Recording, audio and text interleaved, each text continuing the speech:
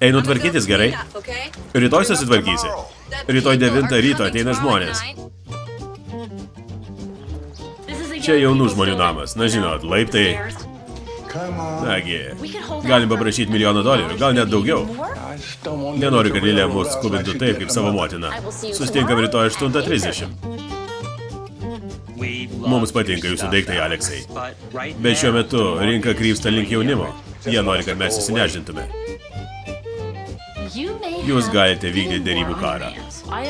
Kai kurios poros man netgi savo pirmagimį siūlydavo. Darosi nieko, nusiraminkit, toks mano darbas. Skaičiu apie laisvus namus. Žmonės vagia daiktus. Prikalsiu baldus prie grindų.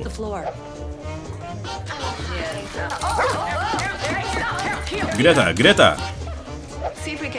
Turbūt galėsim nugriauti šią miegamąją sieną. Tikiuosi, jie atsikratys viso šio šlamšto.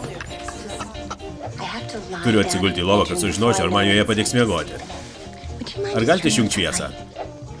Kas yra jaunojo miegamasis? Ar ten būna dviaukštės lovos? Tuomet tu lipsi ant viršutinės, gerai? Čia kur kas gražiau.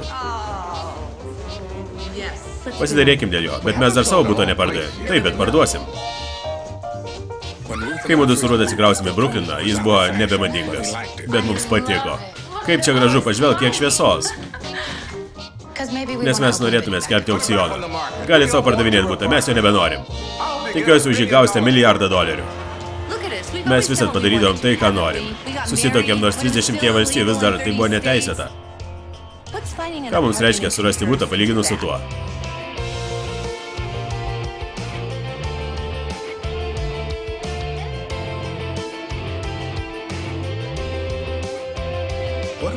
Ko mes vaikomės? Argi nesusikūrėm gero gyvenimo? Jūs prarado šią vietą, bet aš turiu daugybę kitų.